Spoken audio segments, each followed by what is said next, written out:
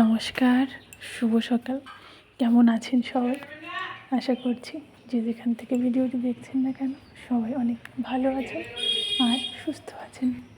শিকদাস লাইফস্টাইলের আরও একটা নতুন ভিডিওতে সবাইকে অনেক অনেক ভালোবাসা আর সুস্বাগত জানিয়ে আমার ভিডিওটি এখান থেকে শুরু করছি। আজ মঙ্গলবার না আজকে বুধবার। আসলে কাল সব ভুলে যাচ্ছি। তো সকালবেলা দেখো ফুল তুলে নিয়ে আসলাম আর পেয়ারা দেখো ভিতরে লাল।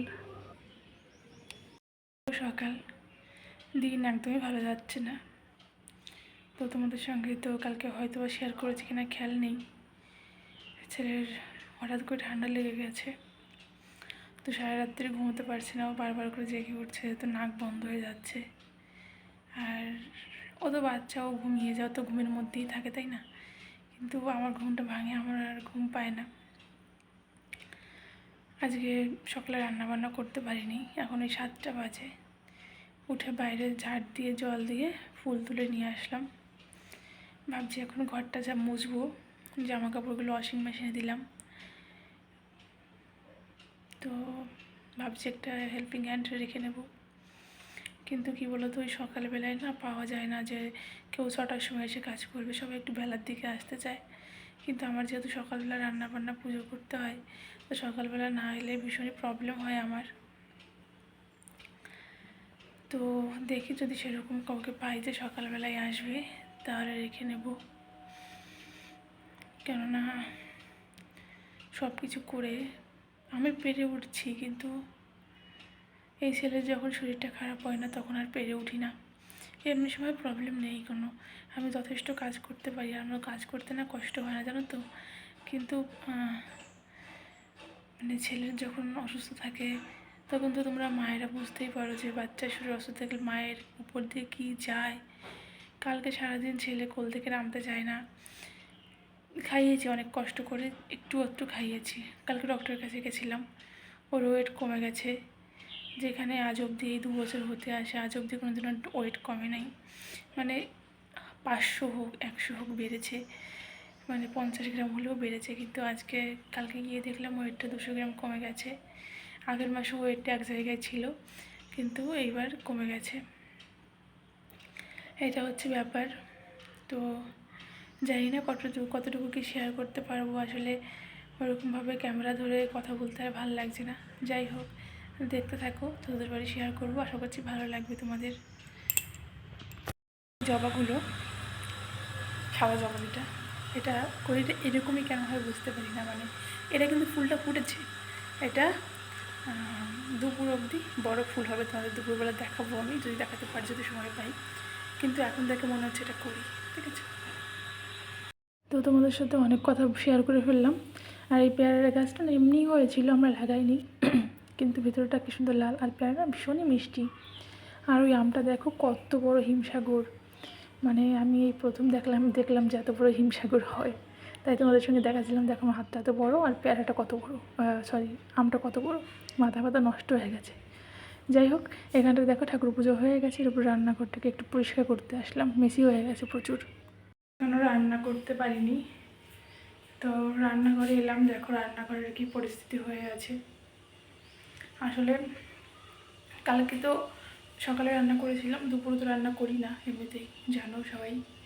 তো রাত্রেবেলায় রুটি অর্ডার করে খেয়েছি, কেননা রাত্রে আর কিছু করার ক্ষমতা ছিল না আমার। চোখের নিচটা দেখো গর্ত হয়ে গেছে। যাই হোক, এখন এই বাসনগুলো একটু গোছাবো, কেননা এগুলো প্রচুর এলোমেলো হয়ে আছে কদিন যাবত রান্নাঘরটা আমার। বাসনগুলো ফটাফট করে গুছিয়ে নিই আমি। আসলে আমার মনে হয় পরশুদিন যে সল্ট লেক গেছিলাম, মানে সানডে যে সল্ট লেক গেছিলাম, সেখানটাতে ছেলের প্রচুর ঘাম হয়েছিল। আসার সময় ট্রেনে বেশ ভিড় ছিল। আগের দিন জানান তো ভিড় ছিল না, আগের সপ্তাহে যখন গেছিলাম, কিন্তু এই সপ্তাহে কেন যেন এত ভিড় ছিল। যাই হোক, প্রচুর ঘাম হয়েছিল ছেলের, তাই জন্য হয়তো বা ওর ঠান্ডাটা লেগে গেছে।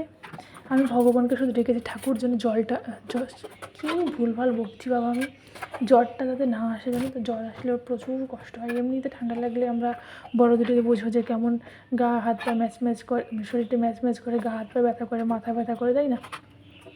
ও তো বাচ্চা, তো ওই একটা ভিক্স হয়, সেটা ভীষণই ভালো, ওটা মানে বেবি রাব, ওটা ছেলের নাকে, তারপরে মাথাটা দিলে নাকের উপরে দিলে নাকটা খুলে যায়, নাকটা বন্ধ কমে যায়, আর মাথায় দিলে মাথা ব্যথা থাকলে সেটাও কমে যায়।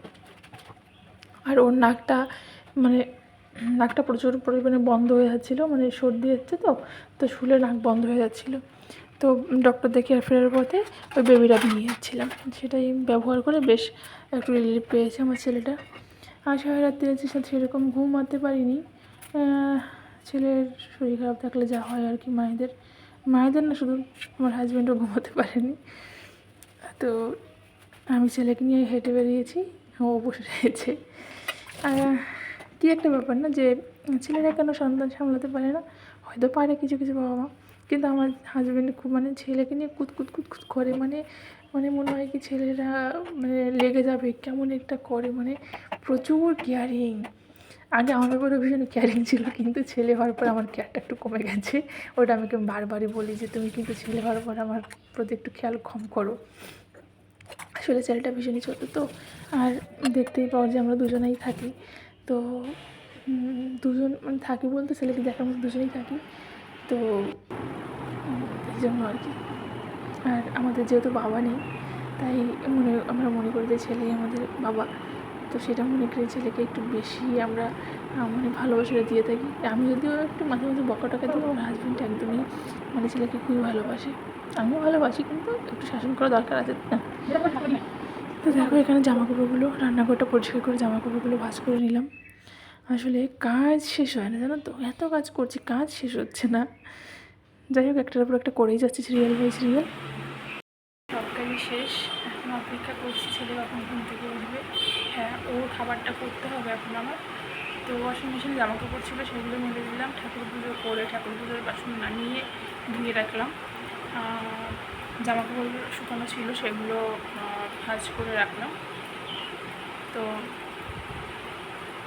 মোটামুটি সকালের সব কাজকর্ম শেষ, কিন্তু আমি যে রান্না করে জানো তো, এখন ওই বড় গেল, বড়টা নিয়ে আসবে। আর দুপুরে ডাল রান্না করা আছে, আর আলু সেদ্ধ, ডিম ভাজা, ভাত করে দেবো। সিম্পল। আমার ছেলে ঘুম থেকে উঠে গেলে কিছু করার ক্ষমতা নাই, তো ভেবেছি যে একটু ও বাড়িতে যাবো, তাই আর কি। এই বাড়িতে ভীষণই গরম হয়, যেহেতু একতলা বাড়ি, আর বাড়ির উপর কোনো বলতে গাছ নেই আশেপাশে, তাই আর কি। তো তোমাদের তো বললামই বর বাড়িতে খাবার নিয়ে আসবে। এখানে পরোটা, পেঁয়াজ কেটে নিয়েছি, এখানে ডিম সিদ্ধ এনেছিল, আর ওই ঘুগনি। ও কে বোঝাবে, ডিম তো ঘরেও আছে ভাই, গ্যাসটা অন করে দিলে ডিম হয়েছে সেদ্ধ। যাই হোক, আর এখানে দেখো আম কেটেছে, আর এই দেখো এখানটায় হচ্ছে কাতলা মাছ এনেছে একটা। আসলে ছেলেকে ওই শিং মাছ খাওয়াতাম আগে, কিন্তু শিং মাছগুলোর গায়ে না কেমন যেন একটা বিচ্ছিরি টাইপের, গোটা গোটা গোটা টাইপের, আর সেই ঘৃণা করে, সেই জন্য আমি ওকে আর এখন শিং মাছটা খাওয়াচ্ছি না। এখন ওকে এই কাতলা, রুই, দেশি মাছ, ট্যাংরা মাছ টাছ ওইগুলি খাওয়াই, আমরা যেগুলি খাই সেগুলি আর কি খাওয়াচ্ছি, এই আর কি। তো এখানে ছেলে দেখো খেলা করছে, ওখানে খেলছে, আর আমি রান্না করে আমার যে টুকিটাকি কাজগুলো আছে সেগুলো ক্লিয়ার করে নিচ্ছি। সাথে ছেলের রান্নাটাও বসিয়েছি। আজকে ওকে ওই একটু আলু দিয়ে একটু মাছের ঝোল করে দিয়েছি, কোনো সবজি দিচ্ছি না, যেহেতু একটু গ্যাসের প্রবলেম হয়েছে ওর। তো আমাদের তো রান্নাবান্না হয়নি, ভাত বসিয়েছি, আলু সেদ্ধ, কালকের একটু তরকারি রয়েছে, আর ডাল আছে, বই দিয়ে খেয়ে নেবো কোনো রকমের, ডিম ভেজে। আর কিছু করতে ইচ্ছে করছে না, ছেলেকে নিয়ে এখন করা সম্ভব নয় আমার। তো আজকে ভাসুরও বাড়িতে আসেনি, দাদাকে বলেছি সকালবেলা বাইরে খেয়ে নেই। আর এই আর কি, রান্নাবান্নার হেডেক আজকে নিলাম না, ওটা আবার কালকে নেব। আসলে রান্নাবান্না না থাকলে কোনো কাজ অনেক তাড়াতাড়ি হয়ে যায়, রান্নাবান্নার জন্য লেট হয় অনেকটা, কী আর করে, রান্না তো করতে হবে, তাই না। যাই হোক, দেখতে থাকো। এবার ওই ভাতটা হয়ে গেছে বোধহয়, ভাতের মাঠটা ফেলতে হবে, তারা ফেলে নিই। আমি যে একটু শান্তি মতন করে ভয়েস ওভারটা দেবো, আমার সেটাতেও শান্তি নেই। দেখো চলে এলো নোংরানিতে, দিয়ে আসলাম। আবার ছেলের মধ্যে ঘুম থেকে উঠেছিল, সেখানটায় গেলাম, টিফিন নিতে এলো, সেটা দিলাম। একটু শান্তিমতোভাবে, একটু সুন্দরভাবে এডিটিং করবো, সেটাও পারি না আমি। আমি সেরকম কোনো টাইমই দিতে পারি না। ভিডিওগুলো যখন মনে থাকে শ্যুট করি, আবার মাঝে মাঝে কাজের ব্যস্ততায় মনে থাকলেও শ্যুট করতে পারি না। এখন মনে থাকে, এখন ভুলি না, কিন্তু ওই ফোনটা সবসময় তো সঙ্গে থাকে না, তো আর সেই জন্য আর ক্যামেরাটা অনও করতে পারি না কখন। আর এই দেখো ভাতের মাঠটা নিচে কিন্তু গামলা রয়েছে বেশি সিঙ্কের ভিতরে, এর জন্য আমি এখানটাই মাছ ফেলছি। আমার একটা মাছ ফেলার ওই কী বলে একটা স্ট্যান্ড কিনতে হবে, একটা রয়েছে আমার, কিন্তু ওটা না বেশি একটা ভালো না, ওই মানে ওটা আমার শাশুড়ি মায়ের হাতে, মানে ওটা আমি পারি না, ওটাতে আমার হাত পুড়ে যায়। ঠিক আছে, ওই মিশোতে দেখেছি 11টা 11 দেখাচ্ছে আমার রুমের অবস্থা। দেখো এই হচ্ছে আমার বিছানার অবস্থা। এখনও ঘরটা পরিষ্কার করতে পারিনি, মানে ঘরে আমি আসিই নি, ছেলেকে তুলে নিয়ে গেছে, এরপর ঘরে আসার টাইমই পাইনি। দাঁড়াও এখন ফটাফট করে বিছানাটাকে ঠিক করে নিই। রুমটাকে ক্লিন করে নিয়েছি দেখো।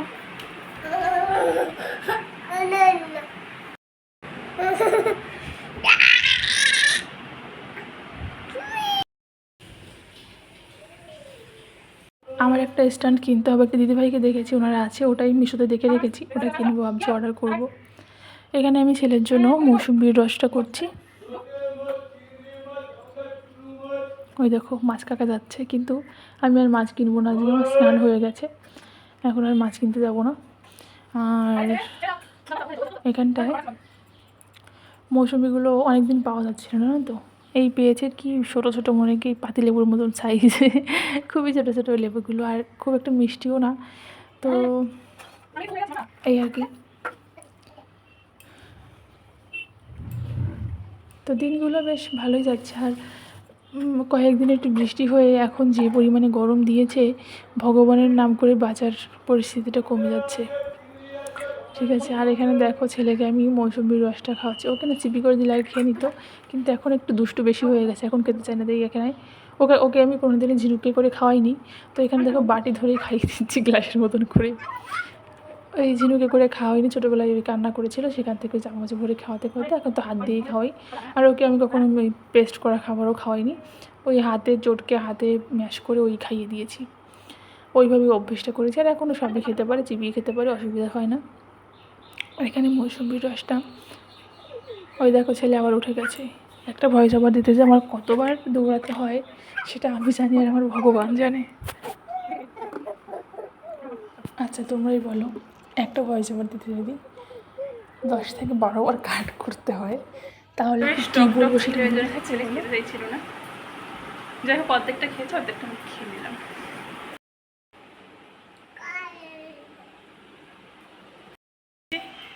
কেউ নেই বাড়িতে, আমি আর ছেলে এসেছি। আসলে এ বাড়িতে একটু ঠান্ডা, চাইছি না যে ছেলেকে মানে দীর্ঘক্ষণ এসে রাখতে, ঠান্ডা যেতে যতক্ষণ না কমে। আর বাড়িতে থাকলে তো এখন এসি চালাতেই হবে, বাড়িতে গরমটা বেশি, এখানটা একটু ঠান্ডা। আমি হচ্ছে ছেলে এখানে এসে টয়লেট করলো, তো ঘরটা একটু ঝাড় দিলাম, এই জন্য ঘেমে গেছি। ছেলে এখানে খেলছে। তো মায়ের বাড়ি কারেন্ট চলে গেছিলো, চলে গেছিলাম বাড়িতে, সেই এসে চালিয়ে ঘুমোতে হলো। তারপর দেখো এখানে ফুচকা নিয়ে এসেছিলো বড় সন্ধ্যেবেলা, বললাম কুলটিকার ফুচকা নিয়ে এসে বেশি আনতে হবে না, খাবো না বেশি। আর এখানে দেখো রাত্রিবেলায় ভাবলাম একটু ভাত করি, রুটি খেতে ইচ্ছে করছে না, সকালে পরোটা খেয়েছি, আর দুপুরে তো সে আলু সেদ্ধ ভাত, এই জন্য এখানে দেখো ডিম করছি। আর এই আমার মনে হয় সবচেয়ে সহজ, মানে অমলেটের পরে ডিমের এই রেসিপিটা হতে পারে, এর থেকে সহজ মনে হয় না কিছু। ডিমটাকে সেদ্ধ বসিয়ে দিয়েছিলাম আগে, তো মশলাটাকে কষিয়ে ডিমটাকে দিয়ে ব্যাস ঝামেলা শেষ। এটা খেতেও খুব টেস্টি হয়। তোমাদের সঙ্গে এটা রেসিপি আমি শেয়ার করেছি আগে একবার। এটা আমার ভীষণই মানে ডিমের সবচেয়ে ফেভারিট রেসিপি এটা আমার, এটা আমার খেতে ভীষণ ভালো লাগে। যাই হোক এখানে এই রান্নাটা করে নিচ্ছি, এরপর ছেলের খাবারটাও বসিয়ে দেবো, এই আর কি। তো যাই হোক আজকে এই অবধি, যদি কিছু ভালো লাগে অবশ্যই লাইক কমেন্ট সাবস্ক্রাইব করো। টাটা।